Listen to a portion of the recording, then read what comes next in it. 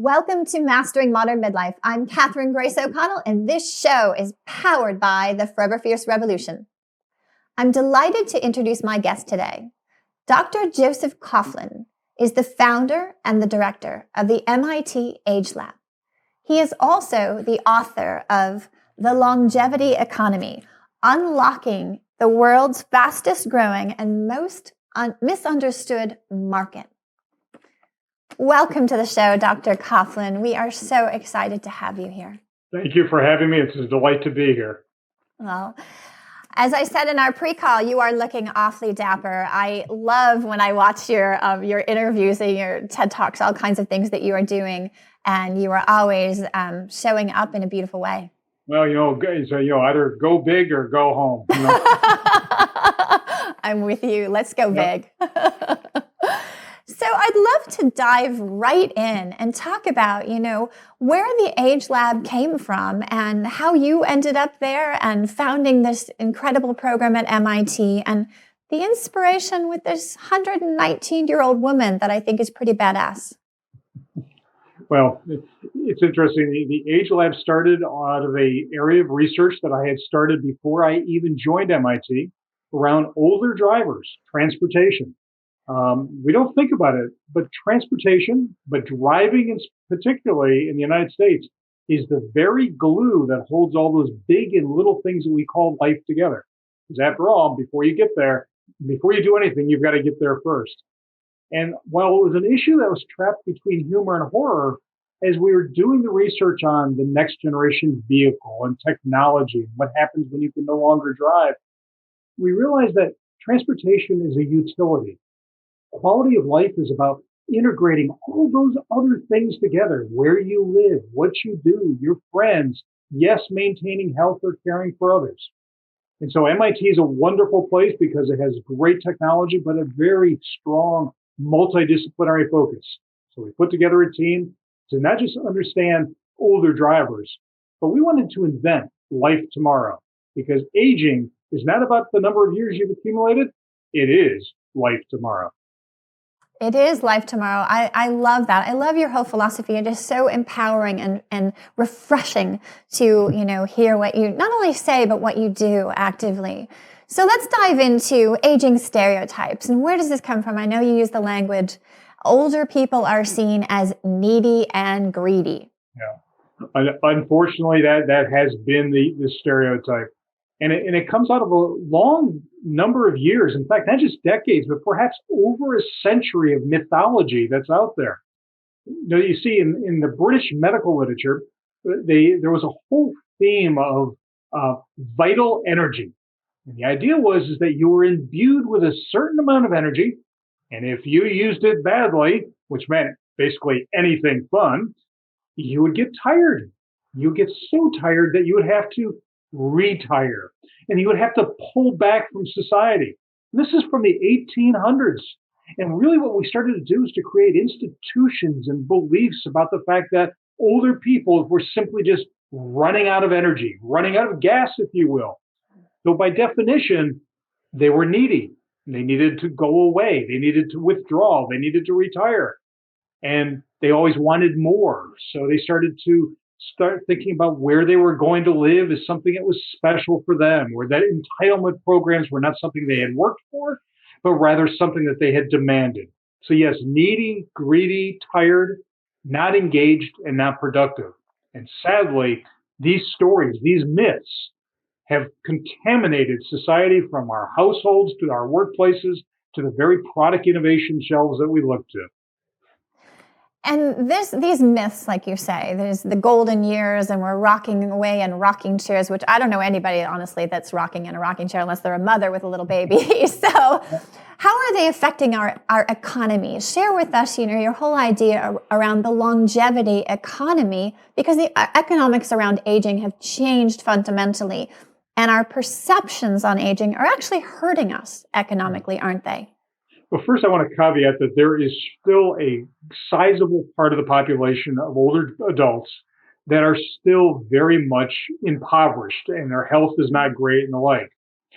But since we had Social Security kick in and Medicare and many of the policy innovations, but also the fact that we're taking care of ourselves more and that we can do more, there is a new older adult that is out there. And that face, if that older adult, whether it's 50 plus, 60 plus, whatever it might be, is creating a whole new generation gap. Now, I just don't want to talk about names like baby boomers and millennials, but we'll do it for shorthand. While the baby boomers have changed almost everything in their path, and they were the ones who identified the generation gap between they and their parents, they have created a new gap. And the gap is expectations. They expect to live longer and they expect to live better. There is a pill, a product, a policy, or an experience that will help me be just more than before. And that is the essence of the longevity economy.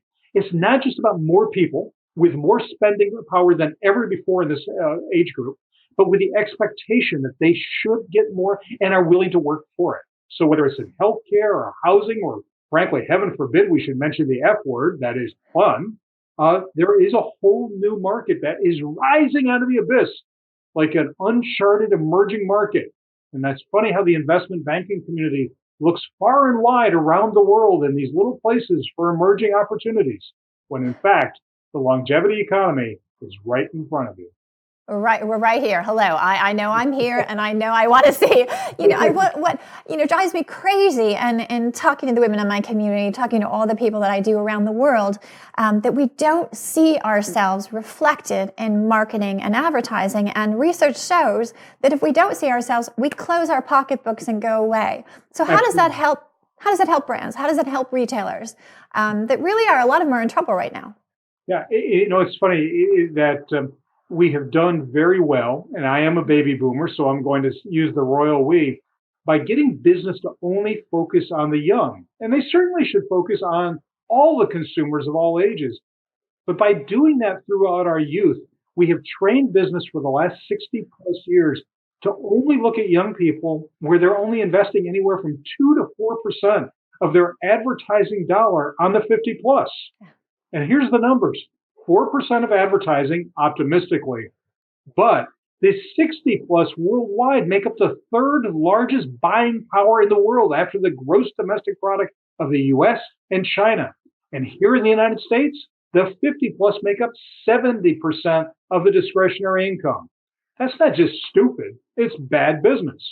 And so really what's happening is, whether it's retail or experience or restaurants, cars and housing, by only focusing in on the young and not focusing in on the total consumer across the lifespan, they are leaving a lot of money on the table, and they are stifling their own innovation to excite and to delight.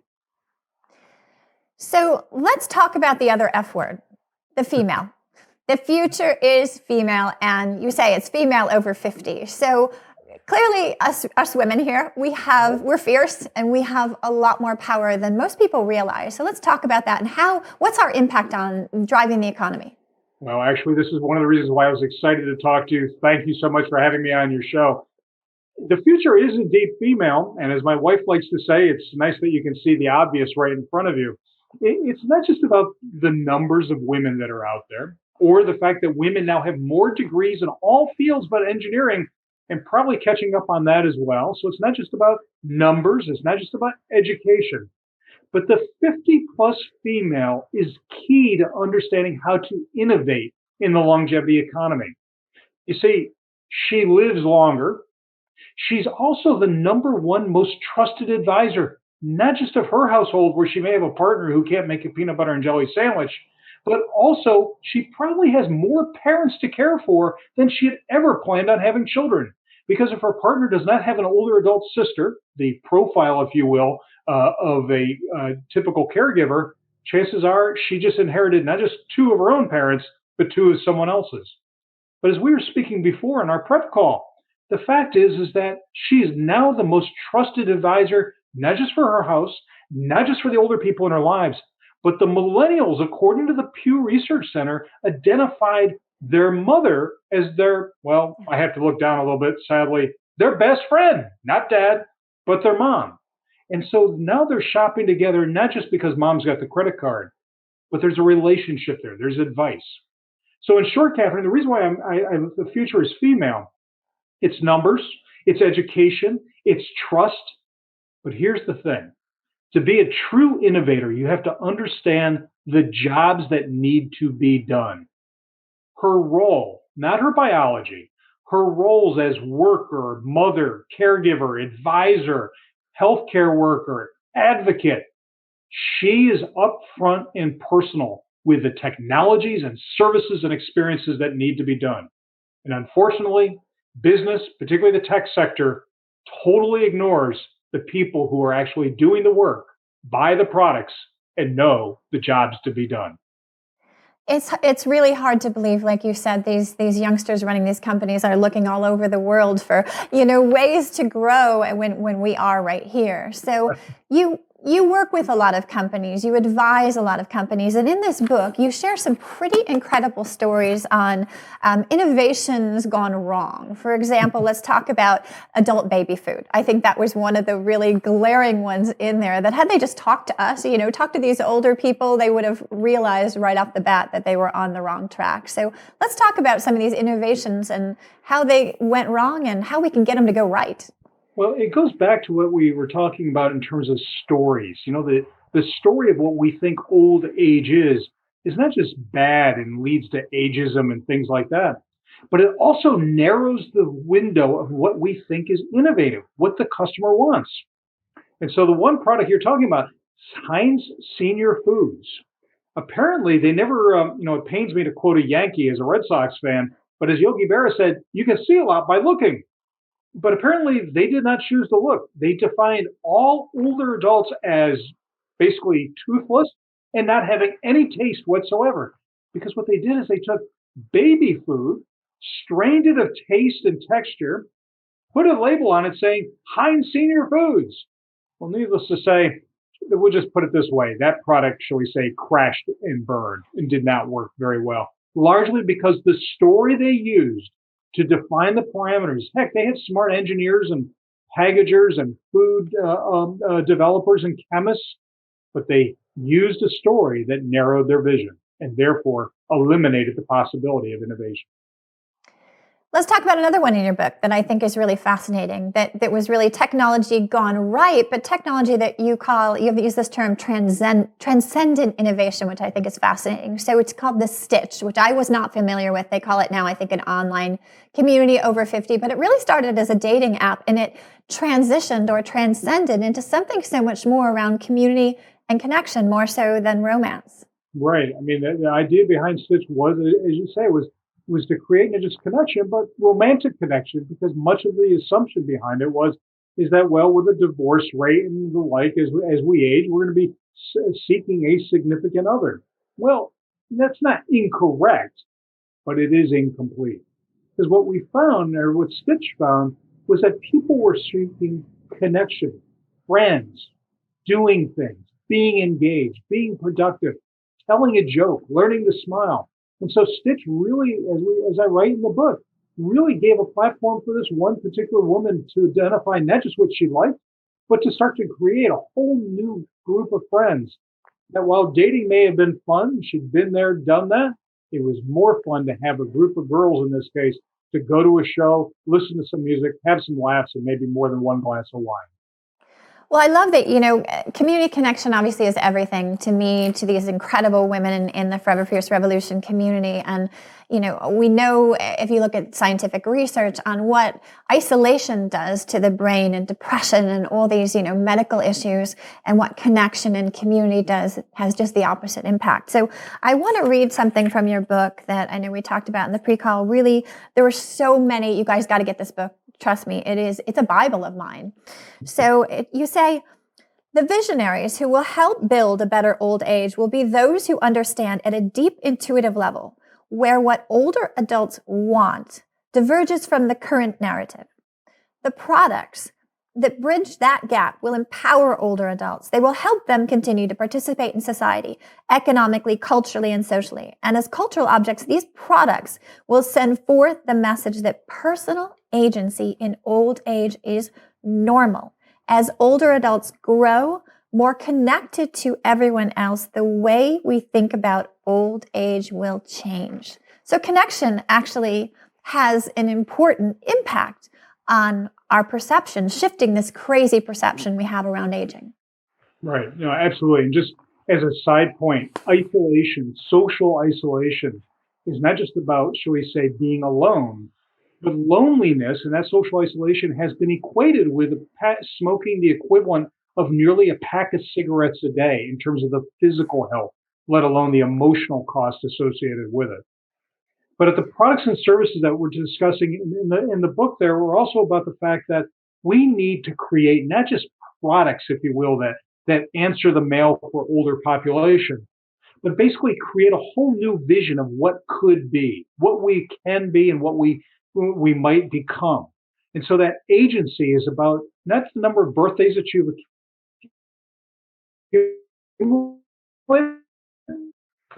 get out, have whether it's going to a show, working, starting a new business, volunteering, but whatever it is you're doing, do it fiercely, as you might say, but do it with verve.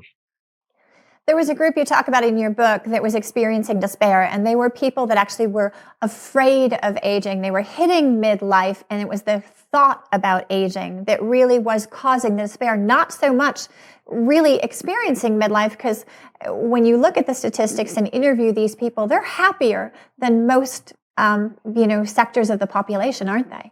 Yeah, absolutely. And if you think about it, the fear of aging is not just some of the things that we have to think about, health-related issues, but the stories of old age. As I write in the Longevity Economy, old age as a concept is made up. Yeah. But that story is so damning that it has many of us fearing that next birthday. In fact, even the birthday cards out there that are meant to be humorous talk in terms of being over the hill or 1 foot out the door. Yeah, it brings a chuckle, but it's repeating a larger narrative. And so, yes, as we age, there are data out there to suggest that we actually become happier, or at least we cope better. In fact, one of the things we do is we tend to, shall we say, close out negative information. How many times have we heard the phrase, life's too short for that? Well, as the runway gets a little bit shorter, you start to pick and choose, shall we say, more wisely. Well, I think as we get older and hit midlife, I know for me, and I know, like I said, I speak to women all the time, there's something that happens inside of a woman at midlife, and you change and you shift, and like you said, your priorities change, your consciousness changes, what you want out of life changes. You hit the middleness of life and realize, well, I have less years left to live than I've lived, and damn it, I'm going to live them the way I choose to live them. Yeah. And there's other things that we've done research even since I've written the book that also shows that women are reflecting when they start planning for retirement, whatever that word is. We can talk about that perhaps. But when they start planning for retirement, they realize that in many cases, they have given the better part of their entire adult life to someone else. And I'm not saying that sharing and giving is a problem, but raising children, being a spouse, and taking care of maybe 1, 2, 3, maybe 4 parents. And if there's a divorce involved, maybe even more than 4 parents. What we're finding is that many women over 50 not only get a second breath of energy, but they identify retirement or latter adult life as, this is time for me. It's for that peace. It's time that I come first and the like. And I think it's not just a celebration of that inner self and energy that you're speaking of, but perhaps indeed it is time for them to be able to say, I've helped everyone else. Now it's time to help me. I believe it is time, and I'm one of the people you talk about, the gray divorce. And I was married 20 years, and I left that behind. I did want more, and when you talk about gray divorce in the book, I think it's really eye-opening because, as you say, it's women who are filing for divorce, and it's women because what the guy's boring or whatever, those stories are. But the truth is, we are changing, shifting, growing, and we want more. And we don't want to go play golf and, all these things. The husbands are retiring and going off living that, life we were told to live in retirement. We want more. So let's talk about gray divorce, and let's talk about the way it's reshaping our economy. Well, first off, the whole gray divorce thing is not just the United States phenomena or even North American phenomena. It's worldwide. In fact, it is even more exaggerated in Europe.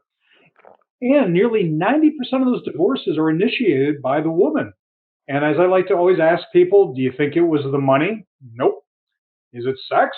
Could be a great PowerPoint slide, but it wasn't that either. He bores me as the dominant answer. In fact, even the Canadians, and I've got many cousins up there, I used to think that they were the nicer North Americans. Actually, they're just passive aggressive. Statistics out of Canada said, no, he simply ran out of gas. So I think there's a whole new vernacular there. And as my wife likes to tease me, are you reading your own research? And that is that there's a twin message here. For women, it's a great opportunity. But for men as we age, it's a time to fight the dominant paradigm of aging. And there's only two of them. One is you're tired and retired and you pull back. And the other one is a whole life of leisure, which means golf courses, cruise ships, and whatever for those who can afford it. But either one of those bookends does not make a very compelling story. And I think that women, now that they're getting their biggest second breath of energy in midlife, are saying, I don't believe it's totally leisure, and especially not the leisure he has in mind. And I don't think it's all about retiring. So the great divorce issue is driving the economy because it is pushing women out front, not just as consumers and advisors and caregivers, but a whole new face that is looking for something that business thus far is failing to deliver. Women are hacking longevity on their own. You see the girlfriend trips of 2 or 3 women going on vacation. You see women buying homes at a greater rate than men. You see them coming up with cohabitation and aging plans for themselves with their girlfriends from throughout their life stage or at their life stage they are today. And in fact, what I like to say is the new women's movement, in fact, is entrepreneurship. So while we've got this vision, if you will, of some kid in a hoodie wearing sneakers writing code in Silicon Valley, not altogether incorrect. But the second group of people starting companies in the United States and in the UK are women over age 50. So it's driving the economy for new experiences, new products, new services, and the small business space is a woman over age 50. Now that's a powerful topic, and we're going to cover that topic next because I think that that's something that most people out there really aren't aware of. And your book not only makes them aware of it, but really talks about the economics and why it's so important to address these women that are driving a whole new way of economics and living life. Right. No, absolutely. So not only is the future female, but I want you to think of women over 50 largely being the pioneers of the new longevity economy. New ideas always require a catalyst, and the demography is changing ever so slowly, so few people are paying attention to it. Or a study is done and people go, aha, or an event happens, aha. No, from the research that we're doing at the MIT AgeLab, it is going to be middle-aged and older women who hack the new longevity economy, slowly, surely, but with a bang. Love that. Pioneers, catalysts, hacking the economy. Yeah. We're going to finish talking about that in just a minute. All right, so I love the language that you're using. It's so empowering, pioneers and catalysts and, driving a whole new economy. So we had chatted that I love the term that you use, bridging the gap. Yeah. And so if our issue is really excuse me, in many of these corporations, a lot of them are run by millennials. The majority of them are run by millennials. They may not be owned by millennials, but on the back end, making the marketing and advertising decisions are youngsters who view us, as you would say, as a medical problem to go away, versus an opportunity to create, innovate, and really blow the doors off our economy. So let's talk about that, and the solution being maybe bringing these catalysts and pioneers together with these youngsters in these corporations to talk about, finding ways together to see aging differently and to create some new products and a whole new economy. Yeah, it is interesting how millennials at one end of the workforce spectrum and baby boomers who are at the helm in many cases, or older Gen Xers, are trapped in a paradigm of what has worked well for several decades. That if you're between 18 and 30, you're worth talking to in marketing and innovating for. But if you're older than that, you're frankly just downright invisible. One of the things to think about is that whether business may be losing a great opportunity if they don't think about bridging the gap as to what the actual women over 50 and millennials may actually have in common. There could be a virtual codex, if you will, of thinking that not about older consumers, but what do they have in common that would excite and delight across the lifespan? Think about some of the values that are out there. Well-being is something that has become ageless. And so while the millennials are said to be more, shall we say, conscious of what they eat and exercise and the like, gee, it's interesting. People over age 50 are becoming that way, not just because they're aware, but because they're frankly over 50 and they know it's a good thing to do. Yeah, I love that you point. Oh, sorry. I love that you point out, you use the words again, self-realization. You know, people over 50 are on a quest of self-realization. And like you said, so are these younger generations. So we really aren't that different. We want the same things. Yeah, because one of the things I really want to caution is that the longevity economy is not about inventing things only for older adults. Because as I write, you can't make, shall we say, an old man or an old woman's car, because a young man and a young woman will not buy it, but neither will an older man or older woman as well. We want products that excite and delight us at all ages. So well-being and performance is certainly one of them. Yeah, and the idea of performance being able to do as well as I can at whatever I have, whether it's my physical ability, my emotional state, whatever it might be. Personalization, coming up with a whole new way of thinking about products and services that enable me to personalize it. It could be something as simple as a tablet that allows me to take off my glasses and crank up the font and allow me to be able to see it. Not because I have an old man's tablet, but because frankly, I've got a really cool device that allows me to make it fit for me. And so we're seeing there might be a bridging of the gap of transcendent design that's not just about old people or not just about young people. It's about consumers and what they're trying to achieve.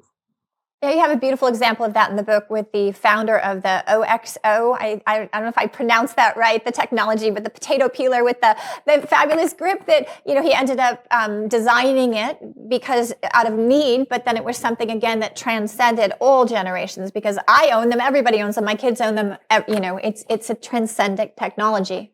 Yeah, I mean, he developed OXO, which was a kitchen appliance with very wide handles because he had observed that his wife with arthritis was having difficulty getting a grip. Lo and behold, here's something that became not universal design, which I like to call often universally boring. Beige, by the way, is not a color, and yet you see a lot of things in universal design in that color or clinical blue. But he designed these really cool kitchen appliances that became usable for arthritic hands, but also the must-haves for millennials and Gen Xers and everyone else in between. That is absolutely fascinating, and I'm with you. That brings me to a question. So Tracy Chadwell is the founder of 1843 Capital, and we had an incredible interview. It was actually one of our most popular interviews on the show, which is fascinating in of itself, that women really were interested in the topic and the future of investing and investing at women over 50. So she had a question for you that I definitely wanted to ask you about. It was, is there any research around adoption of technology by those over 50? Smartphone penetration, desktop or laptop use? Have you noticed rapid adoption? And if so, why? The fact is that the one-time digital divide was based upon young and old and technology adoption. That is closing rapidly. In fact, I would suggest to you that it's less about your birthdays than it is about your education and, unfortunately, to a degree, income. And that is now closing, where we're starting to see more and more people having smartphones. 65 plus, nearly 48% of them have a smartphone. Almost everyone is online, whether they're sharing pictures or looking around. In fact, just last week, a report came out with a headline, "Is Facebook the new social media retirement community?" Because the people that are going on the new social media are not just the kids posting pictures and sharing what they're doing with their friends, but again, Mom is on there. She is sharing advice. She's sharing friends. She is sharing having fun. So yeah, the digital divide is closing for two reasons. One, we have a new older face that is, shall we say, more tech savvy and demands more and realizes that technology is a channel to get it done. But the other thing is, I'll ask a rhetorical question. What do you call technology that older people don't like to use? The technical answer, crappy technology. The idea that they can't use it because they can't see or their arthritic hands or something like that, that's not their fault. That's just bad design.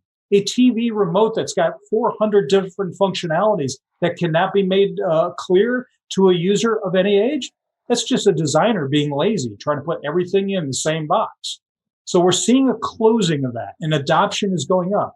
And the last thing I'd say to you, think about it. The high tech, high style and high priced is more likely than not bought by the 50 plus. Take a look at any luxury car out there, and you're not going to see a millennial with their dog in the back seat and that driving that car.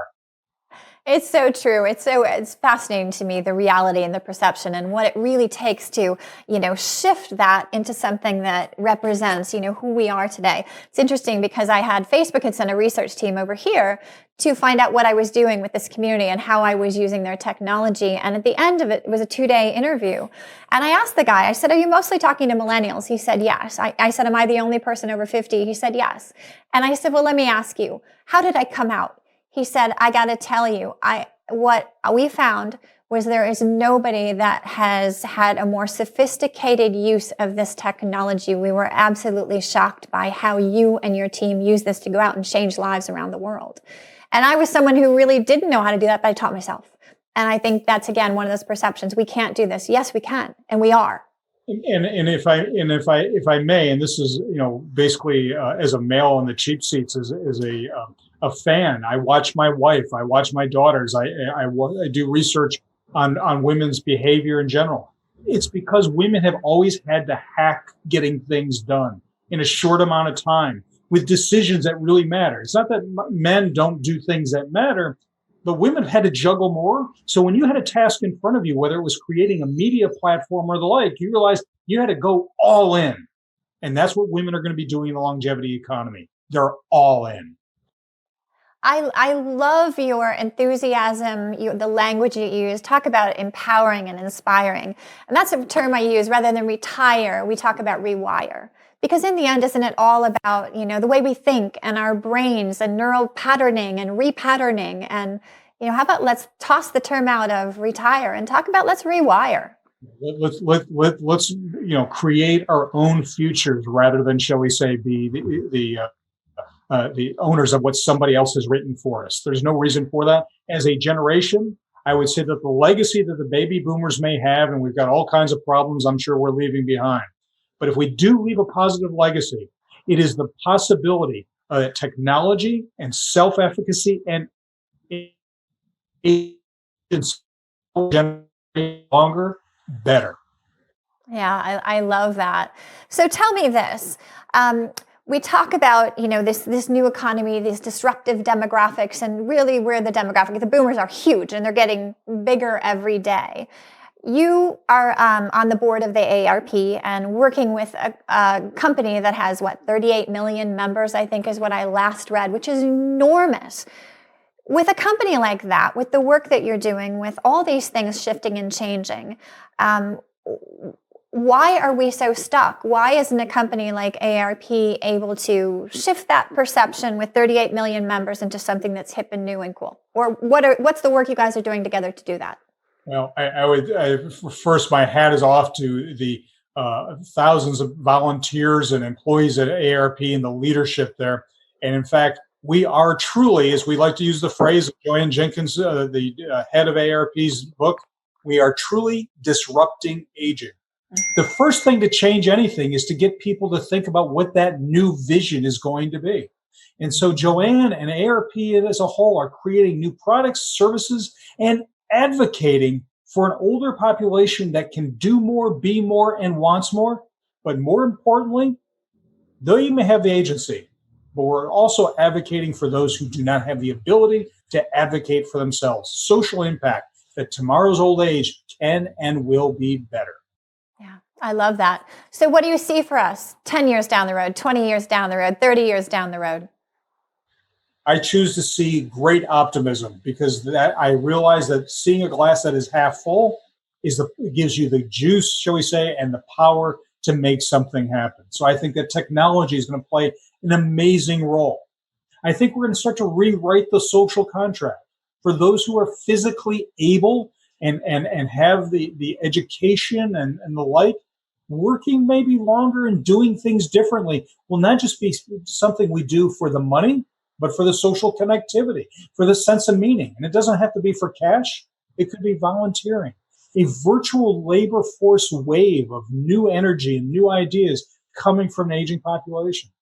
I see us rewriting a new story of old age that starts today, that we give to our children and our grandchildren that they can live, let's start aiming for a 100-year life that steadily gets better, not one that withdraws and retires.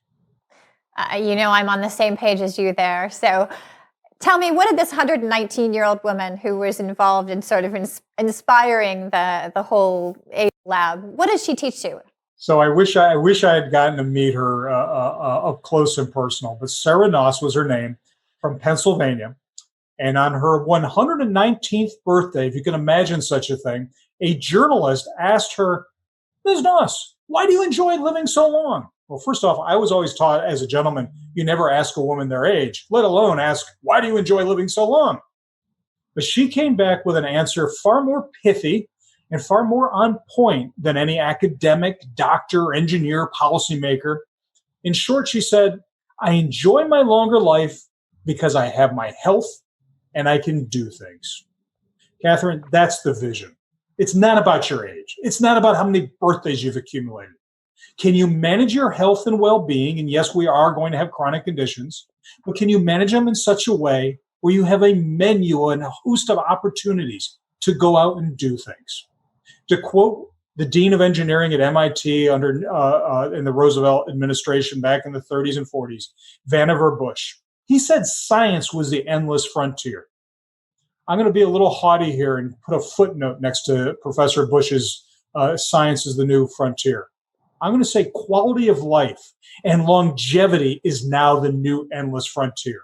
How can we employ knowledge and technology and policy and the energy inside of every one of us to create a new future, not just for ourselves, but for everyone who follows?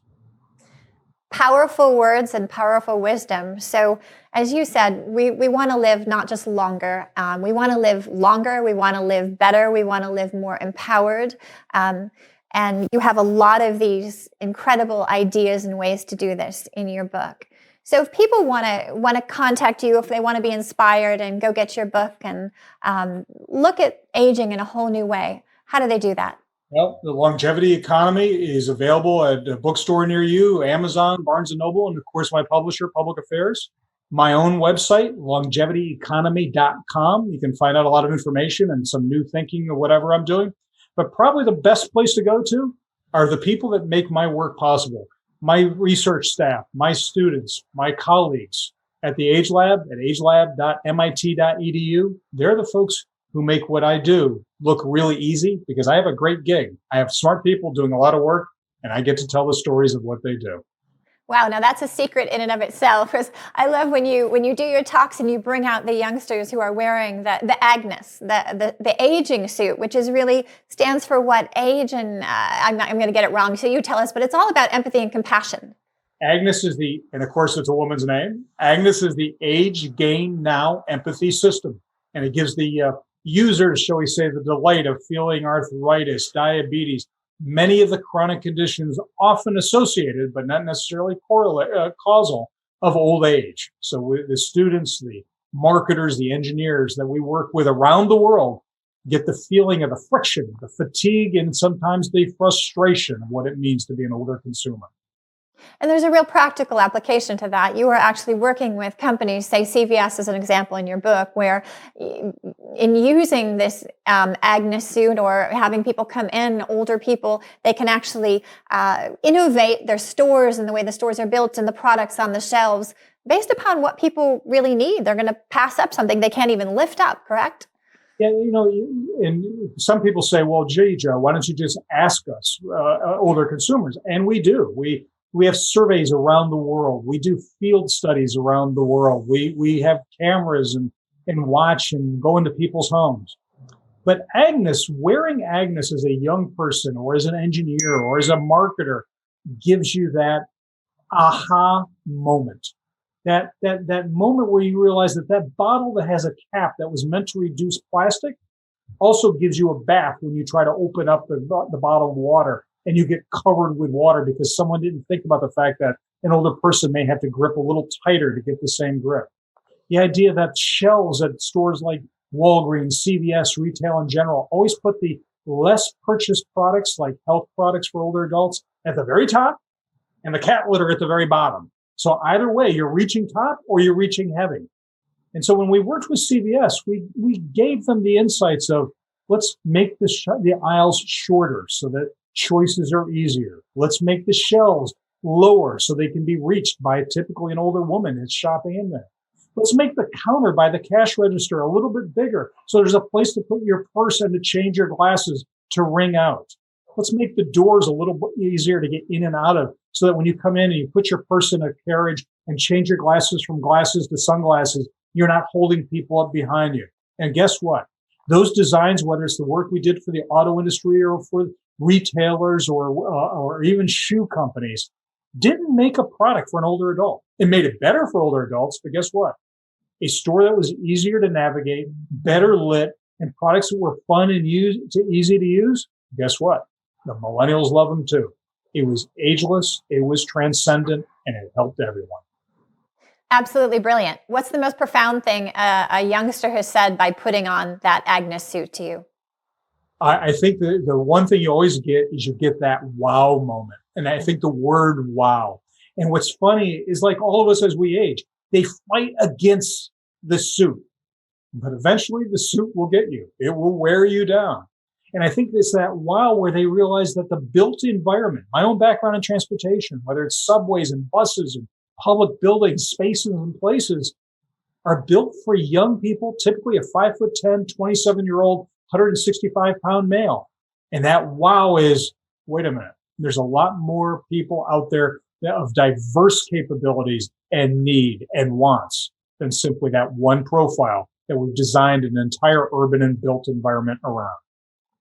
Why aren't our governments catching on to this? That a big secret in actually helping our economy government support programs for elderly would be in investing in older adults and finding them jobs. You know, age discrimination is everywhere, even though we don't talk about it. Why is this such a secret? It's the secret is starting to get out. It's ever so painfully slowly. I mean, with one baby boomer turning roughly 73 every 7 to 8 seconds, patience is not on my side, or should not be on any of our sides. But there are mayors out there now that are signing up for being an age-friendly city. Communities are trying to be Institute. A variety of these places are creating new powerful indices as to how age-friendly is your community. I'm going to make a footnote. This is personal. I think those are great initiatives, but I do not like the phrase age-friendly. I'm not even a fan of livable because it sounds like we're being polite. It sounds like we're doing something nice for those people. I want us to be age-ready. Aging is the only class that all of us aspire to, because frankly, the alternative is not nearly as pretty. So I don't want an age-friendly community. I don't want it simply to be livable. I want it to be age-ready. And as a taxpayer, I paid for it. As a consumer, I pay for it every day. Yeah, I love that. You know, as I said in one of our, before the call or on our breaks, ageism is the only ism that every single person is going to face, and the only ism we don't talk about. Yep, exactly. Pretty crazy. And we can only hope that fades. And to a certain degree it is. And I think it's got to come from two places. It's got to come from the institutions, be they public or private, that say this will not stand. But it also has to come from the attitude of the workers themselves. There's a new social contract out there that you have to stay educated for a lifetime, not just to broaden your horizon, but to make the business case that you not only demand to be in the workplace, but deserve to be in the workplace. That technology is not just for the kids, it's for all of us. That your physical well-being is not an investment in self, it's an investment in your longevity and your health and wealth as you live longer, preferably better. Touché. So we have a community of women all over the world right here, 35 and up, generally probably more close to 40 and up. What are 3 things they can do in their own lives today to, like you said, live their best lives at midlife and beyond? Well, if they have the time, and they're very busy, but if they have the time, really build up that social network. And I think that your show and your cause is a great platform to be able to do that. Build up that social network to start to, have a support network as you age. Secondly, here's something that, and this is a fine line. One of my colleagues always said to me, be careful, Joe. There's a fine line between observing and mansplaining. So I'm going to apologize up front, but invest in yourself. the eating, the exercise, drinking water. I had one colleague that was an OBGYN. He told me that their studies indicated that 90% of women walk around dehydrated. So take care of yourself. Your original equipment has got to last for closer to 100 years than ever any time before. And then third, invest in yourself in terms of education and the like. You're going to be living a long time, providing care, doing new things that you should want to do.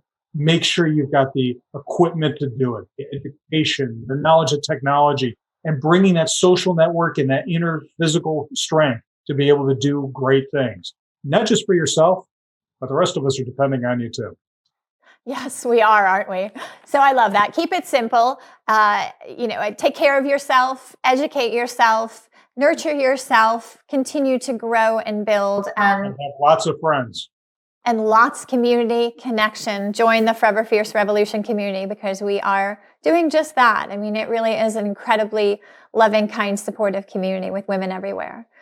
So thank you so much for being here today. You're a real delight to work with. Oh, I appreciate that.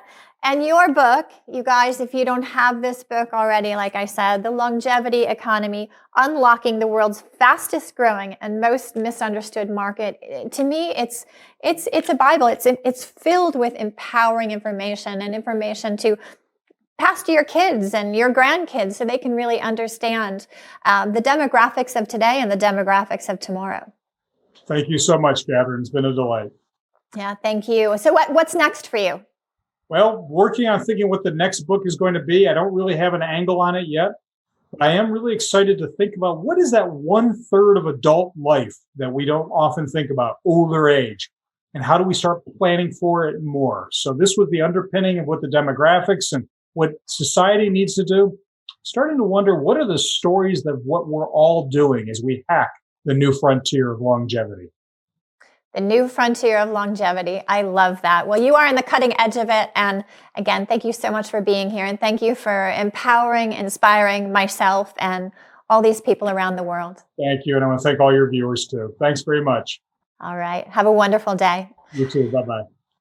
Thank you for joining us today. I think this was a really important conversation with Dr. Coughlin. So if today's show inspired you, helped you to rewire, empower in some way, please share the show, subscribe to us on iTunes, and let's get this message out there. So if you haven't gotten his book, Longevity Economy, highly recommend it. If you haven't joined the Forever Fierce Revolution community, like I said, that was Dr. Coughlin's #1 suggestion on the best ways to live your best life at midlife and beyond. So please do over there on Facebook.